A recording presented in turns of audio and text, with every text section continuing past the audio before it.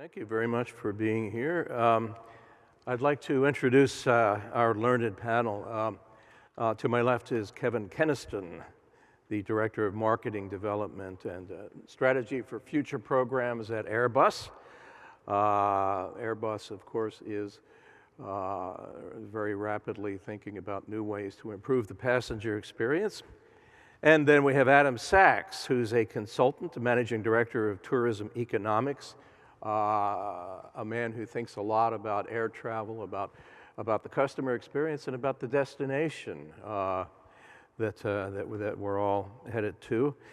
And Paul Wiedfeld, the Executive Director of the Baltimore-Washington International Thurgood Marshall Airport, who advises me that I flew into the wrong airport the other day and that I spent $1,000 on Southwest, and I could have done it a lot cheaper had I gone to BWI.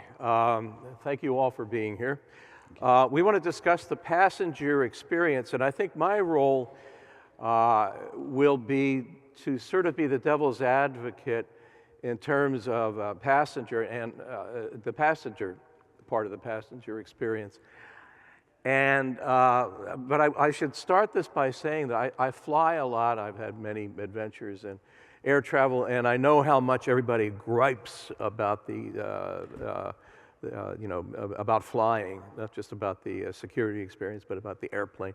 And I'm reminded of a comedian named Louis C.K. who has a wonderful bit in which he says essentially, hey, folks, you're up in the sky flying, you're in a chair with a drink in your hand, what are you complaining about? You know? And along those lines, I was mentioning that I got the other day from Tucson to Washington in about the amount of time it would take to watch 2 football games. So that said, we have a wonderful air transportation system. It's safe. It gets you where you want to go. We gripe about it, but it ain't bad. Let's start with Kevin. We were discussing the comfort on an airplane and the things that, obviously airplanes need to be full with passengers. What can we look forward to in the future about things like seating, in-flight experience, design, engineering of new seats? Okay. What we have to remember, first of all, in this passenger experience is that we are all here passengers, so we all think we know what sort of experience we want. And if I was to summarize it very quickly, it would be to say that we all want to go from A to B safely, that's assumed. You want to do it at an acceptable cost with an acceptable level of comfort. You may also want to be secure in the knowledge that you might get your bags at the end. Now, the unfortunate thing here is the airports are implicated at both ends of this, whereas the aircraft and hence the manufacturer is only implicated in the middle.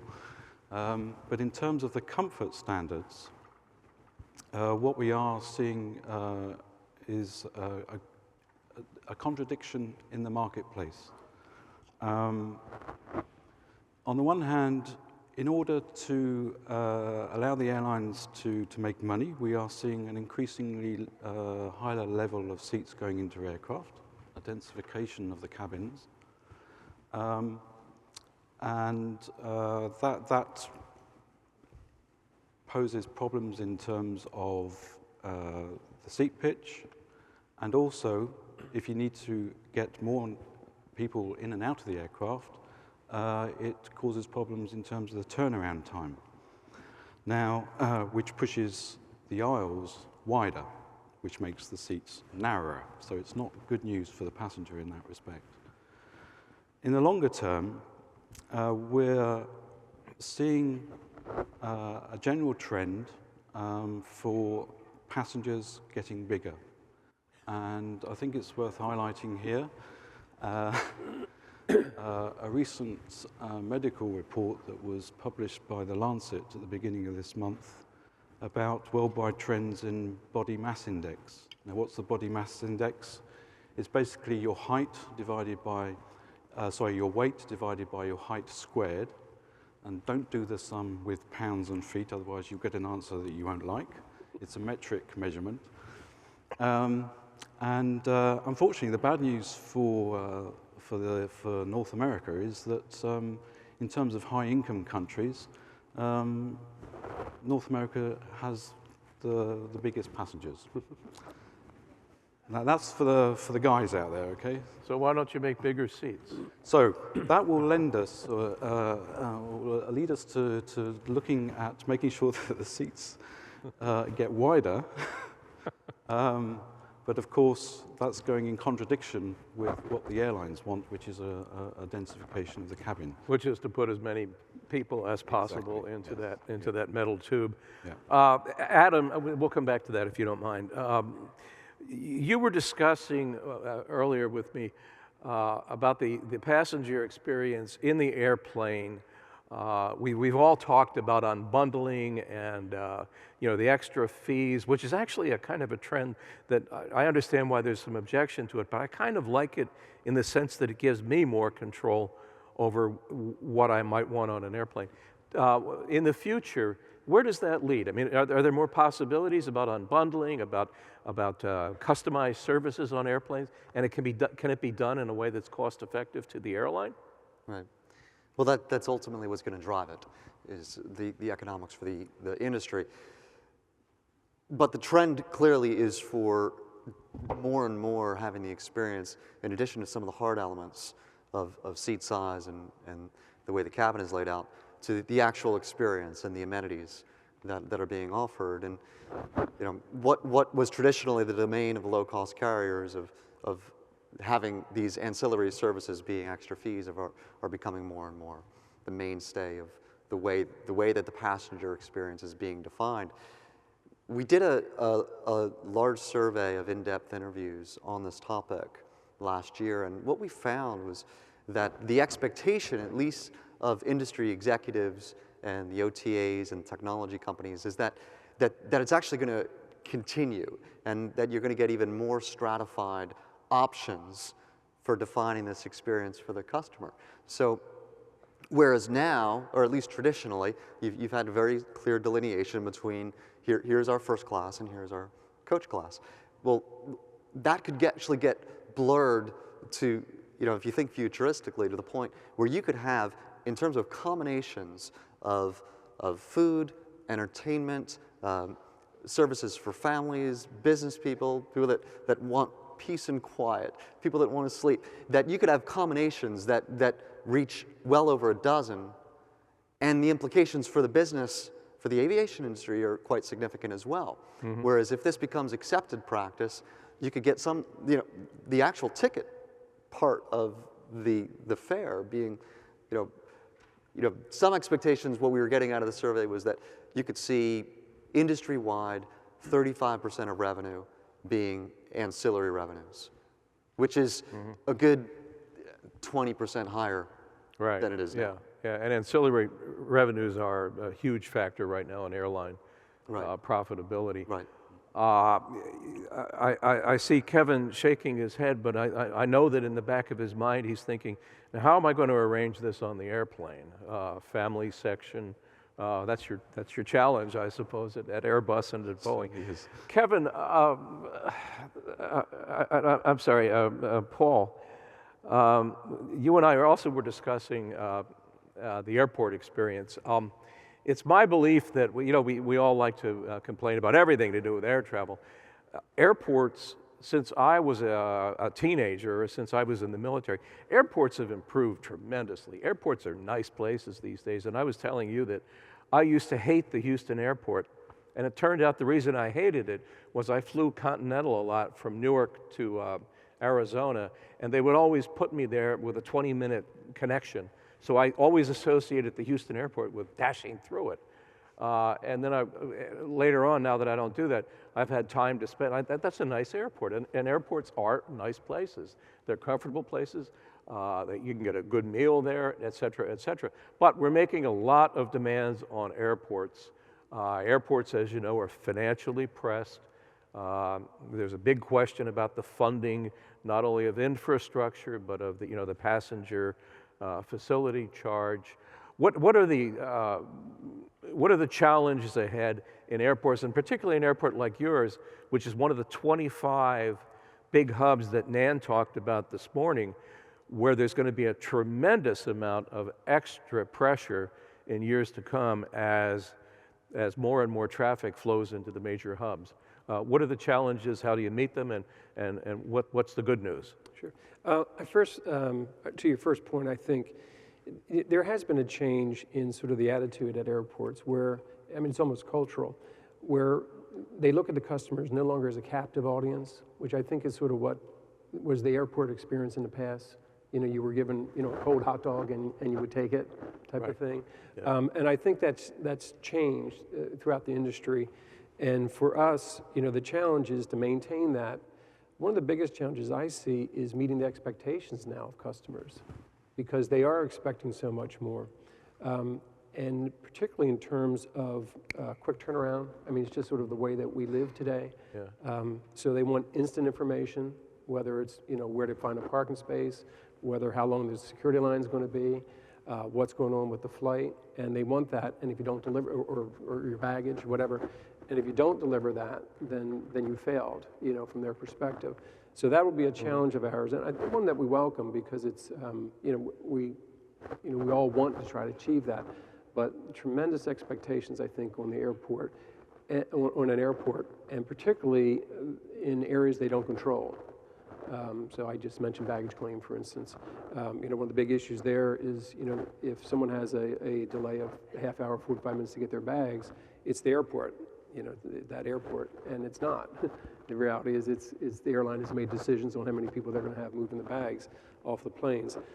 So we just have to focus on what we can do well. We focus on our partners and trying to create partnerships, whether it's with TSA or the airlines, to make it as smooth as the customer. As smooth as we can for the customer, and try to create that overall culture within an airport. That's what we're trying to achieve, and try to get your local partners to go along with you. Now the TSA is making increasing demands on airports, particularly with the installation of the new body scanning machines. Forgetting the issue of whether or not we like those machines. It's an engineer. I mean, airports. It would be nice if you could design an airport from scratch to accommodate that. Obviously, we're not going to do that.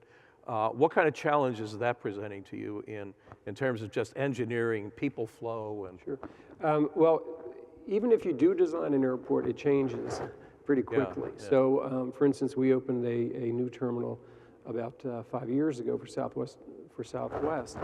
And at that time, we thought we had the latest and we could get everyone through very quickly. And then we changed the protocols. So we're facing challenges right there in a relatively new facility. And some of our older portions of the facility, physically, we just can't even, the ceilings aren't tall enough, for instance. So it does present unique challenges like that. And again, it's creating that working relationship with, again, in this case, TSA, to try to figure that out, what makes sense realistically, and then what makes sense in terms of funding some of this stuff. And is that working better these days? I hear that it is from various airport people. We've been very fortunate at BWI. Now I hear horror stories around the country, but we've created a close partnership from day one. The way that I always presented to our local TSA is, look, you have a great opportunity here. You can try anything you want here. If it works well, you're only 35 miles from the Capitol. You can bring everybody up and look at it. If it doesn't work well, you don't have to worry about it too much. Yeah. You can ignore it. Yeah. But I think just relating to what you were saying about your kind of priority of being customer oriented, I think TSA has a way to go to get to that mindset of, yes, security is paramount, but these are also our customers. I mean, could TSA actually have that mindset and bring more of a customer service mindset to that process? I think it'd be a significant improvement of the passenger experience. Yeah. I agree. I mean, it's also having them understand it's a business. So it's both the customer experience and the business, part of it. But again, I think, my experience, personal experience, it has not been, as bad as some other places. Well, I'm from Philadelphia. Well, and airports get blamed I mean, I hear it all the time. I hate San Jose. Well, you don't really hate San Jose. You hate the lines at the security at San Jose. It's actually a pretty nice airport, you know, or Philadelphia, whatever. Kevin, can we go back to the design? As a passenger, the one thing I fear most is, because I always fly cheap, is getting stuck, and I don't have elite status anymore, is getting stuck in a middle seat. And I blame the airline, and I blame Airbus, and I blame Boeing. Now, what is happening now? I know the A380, which I've flown on, is a beautiful airplane. I've flown, it holds 850 people, but everybody's flying it at roughly five. It's a magnificent airplane. Is that, I mean, is that the model for the way comfort can be in an airplane cabin? I know how quiet it is and things like that. Certainly, the A380 has set a new trend in terms of long-haul travel. The market reaction to the aircraft has been superb. I've had the pleasure of experiencing one flight myself from Singapore back to Paris. I don't sleep in long haul, but I slept for 4 hours on a. It's very quiet, isn't it? And yeah. The main issue, the main comfort for me was actually the noise levels. And I think that's an area that we're going to be exploring a lot more in the future to see whether or not Airbus can have a signature cabin noise. Again, a new benchmark in the industry. Across all the models? Across the whole product line. Yeah. Bearing in mind, starting from the next all new product that we'll bring into service. The knock-on effect from that could be significant in terms of fatigue levels, not just for passengers, but also for crew. And that could see changes in regulation for crew duty times and such like. So there is a positive economical aspect to it. But right now, airplanes are, what are we at, 83% load factors? Unprecedented. We've never had airplanes flying as full as they are. Southwest, which used to have fairly low load factors, is now up with the majors. To what extent, and I'm going to ask Adam this, is the general presumption that air travel is a hassle, it's uncomfortable. To what extent is that affecting the overall travel market? I mean, not only now, but in the future. Is it a drag on the future growth of travel? Well, I think one of the short-term phenomenon that we've seen within the broader travel industry is, I mean, if you look at the last 3 years, you see a lot of substitution, particularly on the leisure side. So there has, as much economics-driven as experience-driven, that movement toward shorter haul trips when you've got that option. And certainly the experience plays into that. We don't see long-term, though, it being a real inhibitor to the, to demand. I think the more significant factor that we're looking at right now and experiencing right now is the fact that the airlines are being more conservative with adding capacity. And with oil prices on the rise, I think we're going to see that moving forward for at least a little while. You mean more capacity? More restraint on adding. And so fuller planes even than what they are now? So with the priority of yield over volume. And so that has its own effect on the market. Right? You're basically pushing the demand curve, you're going down the demand curve by keeping your price high. And I think that's more of the dominant factor right now than people saying, I'm not going to fly, it's too much of a hassle. Okay. Paul, again, back to the amazing demands that are being put on airports like yours. The days of building runways, pretty much, I don't know that they're over, but they're not any time in my lifetime, are they? I mean, what's it take, 10 years to build a runway? Oh, no, easily 10 years. Yeah, sure. Yeah, and everything you have to go through. Based on what the projections that Dan talked about this morning of an extra 530 million passengers in 20 years, How do you handle it? I mean, how do you fit 5 pounds of? Right. I think it's a challenge, particularly for older airports like mine. Mine just turned 60 years old, this year, and has had a community grow up around it, and so it's very, very constrained that way. So we'll have to make some difficult decisions, with the community down the road if we ever have to expand the airport. We're also looking for efficiencies. I mean, next gen, that's what it's about, a good part of it. And if we can get, things in and out of there quicker, then that helps us tremendously in terms of what we would need to grow the airport or not need to grow the airport.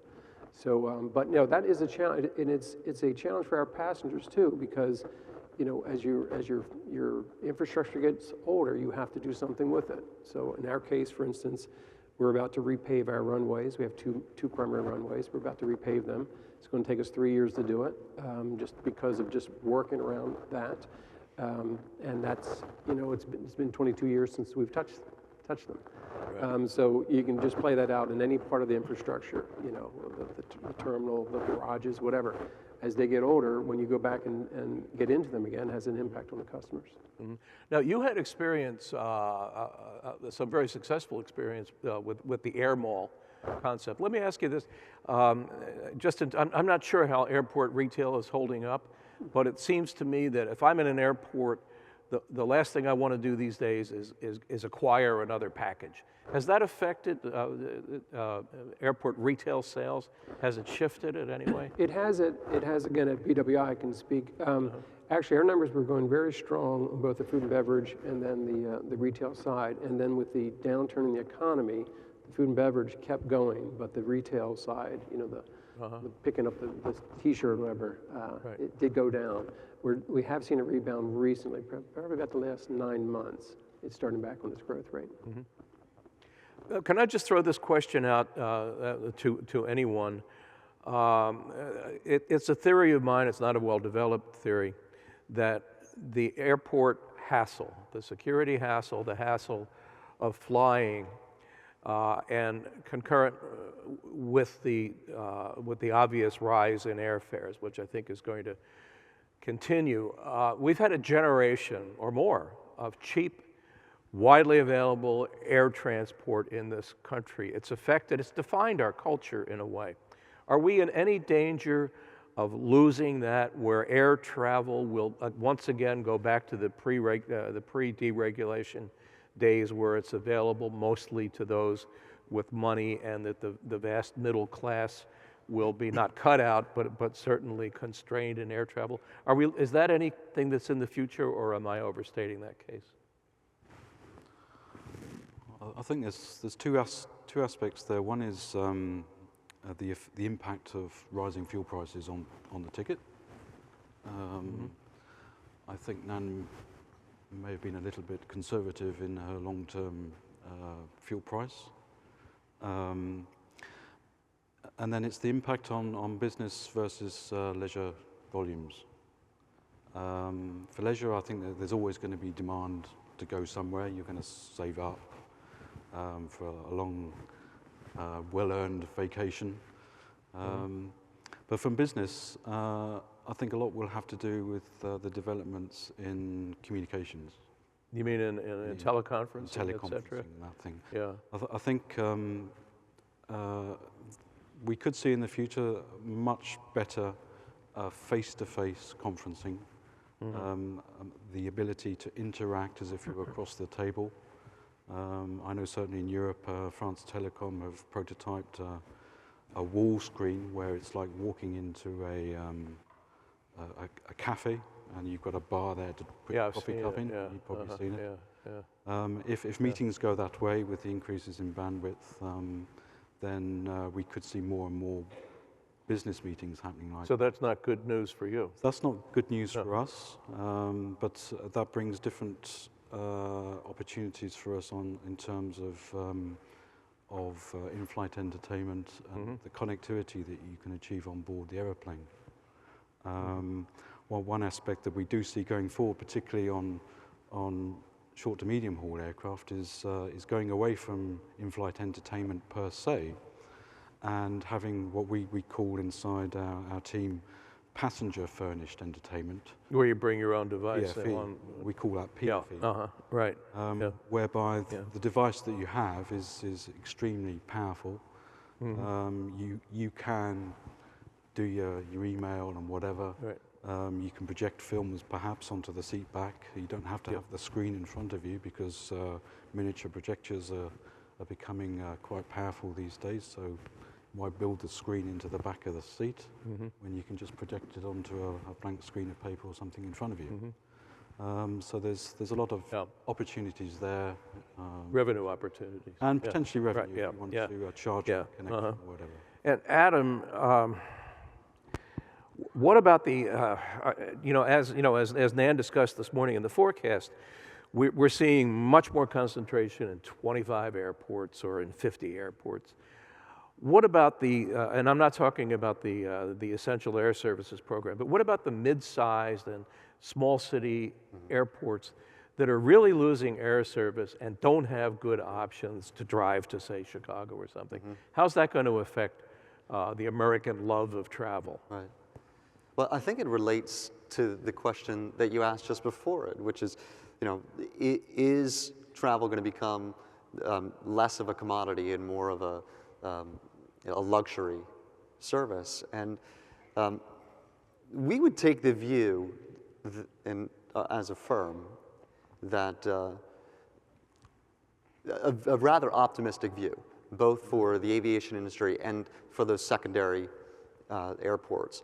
And it fundamentally has to do with the nature of the industry, and that there are low barriers to entry within the industry, that incomes are still, if you look at the percentage of personal consumption that goes towards air travel, okay, it has been falling consistently, even though more and more people are traveling. It's been falling consistently over the last 3 decades. Because of lower fares? Because fares, inflation bases have actually gone down, and because incomes have gone up. Right. And so there's incredible headroom still for people to continue to afford to travel. So notwithstanding the issues with fuel, I think there are alternatives there in the future as well, and efficiencies within the fleet. That I don't think there's going to be a demand-based secular decline in the value of the market for air travel. That actually there's quite a bit of upside there, and that actually there would need to be a fair amount there's a lot of price headroom within that before you begin to see such an elastic response where people just stop flying en masse. And I think as well, then that relates to your question about the secondary airports, because there are capacity constraints at the larger airports. And in talking to one aviation executive about this issue, it was actually another aircraft manufacturer, and I said, do you ever worry about, that you could keep making all these planes, but there's just nowhere for them to go? That you just run out of runway space. And he said, we've thought about that, and what we've come to a conclusion of is that it's sort of like a balloon. Like, you squish it in one place and it comes out another. And so BWI used to be a secondary airport, and it's not anymore. And I think there's a lot of room for that to evolve in the same way, airport by airport, just as a function of capacity. And leisure destinations, I think, the loss of capacity has been mostly cyclical. The Orlando's, Las Vegas, or coming back. Hawaii's getting service back now. Yeah. I think that's just cyclical. And new entrants are coming in to be very specifically serving, like a Las Vegas market. You have an Allegiant coming in. Paul, are you confident about the future of air travel and the viability of the big hub airport as an economic force as well as a... Yes, I'm very confident in it. I mean, I think what Adam just said, it is demand driven, and I don't see that going away. It's just not going to go away. And in just certain parts of the country, the demand in this region the growth of this region, the projections of growth, that's not going to change. And so if anything, I think it'll be the opposite. I think we'll be stressed, to meet that demand. I mean, obviously Reagan has its issues in what it could physically do, even if you had slots. BWI will have its. Dulles obviously has a little bit more room, and Philadelphia, Philadelphia's just announced their multi-billion-dollar program to deal with that because they see that demand going. So that is not something that keeps me awake. All right. As a component of a regional transportation network, which you're a component of a international transportation network, but also a regional one. Is it pie in the sky to think that we will eventually have a viable rail transit system that really works and connects your airport to downtown? Is that going to work at all? Personally, I do think I think it has a lot of potential, particularly in the Northeast. I mean, we currently have rail service from our airport to downtown Baltimore and light rail. Right. And then we have a stop on airport property for Amtrak and for our commuter rail system. And there's been talk of a maglev train also, and/or high-speed rail train that would go from Washington to Baltimore to Philadelphia and points north. And so I think that is, I guess I don't see that as much. Obviously, it's competition to some degree for air travel. But I just think, again, the demand in this area, I think it's just another segment of what we offer. Yeah. Just as Amtrak offers 3 different levels of service. Yeah. Yeah. And it's another opportunity. And I would view it as an opportunity at the airport if we connected to that.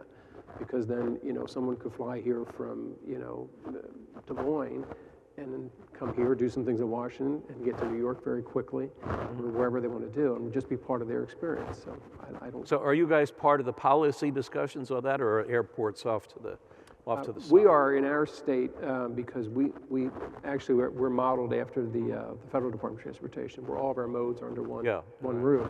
So we tend to think that way anyway. So we're looking at that. When you look at the congestion issues we have in this region, we have to do something. Yeah. And that region, in my mind, goes from Washington to almost Boston. All right. I think one final question, and it's something that interests me a lot.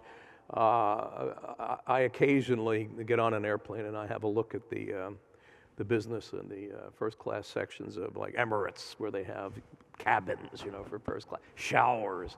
Are we entering an era where there's an upstairs, downstairs, a real pronounced upstairs, downstairs in air travel? Because people used to talk about the glory days of air travel, but they ain't nothing like they are now in terms of the front of the airplane. Is that the future of air travel, where there's just going to be this very luxury element at the top, and then the rest of it's packed into the cattle? No offense, but the cattle car. I think the interesting question to ask is where does first class go next, given products? Given the showers in the front of the plane in Emirates? Like that. Okay, where does it go? Well, the logical thing would be to say, well, you buy your own 380 and you travel alone. But, and indeed we have one customer I think that's going to do that. I would like to. No. Thanks. But to be more reasonable, yeah, I think the interesting phenomenon to see in the market at the moment is the way that the classes are actually blurring completely. With the downturn that we experienced in the last 2 or 3 years, the airlines moved very quickly to provide, let's say, better value economy with economy plus type seating, or it's economy plus For business travelers for business who are not travelers. allowed to fly business. Exactly. And the peculiarity about that was the fact that it was the economy passengers that actually decided to upgrade themselves. It would actually affect the business traffic. So if you look at business class today, it's probably the same as first class was 20 years ago. Yeah. And I think it's a lot of it has to do with the imagination and the innovation within the airline product departments as to where they go next. Airbus does its bit in terms of providing the capability to bring those, let's say, dreams into reality, and certainly. Well, and Boeing, of course, has the long rumored 757 with big windows and things like that. That. And it's obviously the size of the platform helps, and the 380's yeah, presented all right. some superb opportunities. Bringing that level of innovation to smaller aircraft, I can assure you, is challenging. Having spent the last 2 or 3 years exploring the future of the short to medium haul Oh, market. you've looked into the regional jet. Regional jets, of course, are getting bigger now. Not regional jets, but from the what's going to come after the A320neo, basically. Yeah. So what happens next? And that's quite a challenge to I would maintain think, yeah. the comfort standards, to increase them to where we want them to go. All right. So are we agreed that there is a future, that the great American experience in air travel and in allowing air travel to be part of our culture, that's going to continue, that's going to be part of our culture, or not? Yes? Uh, I wouldn't be sitting here today if it wasn't the case. Okay. You? Well, With reservations? This is the FAA conference, right? Uh-huh. Yes. Right. So, absolutely. There's All right. no reason to think otherwise. And you, the man who has to handle the demand? Yeah, no, it's definite. It's there. It's coming.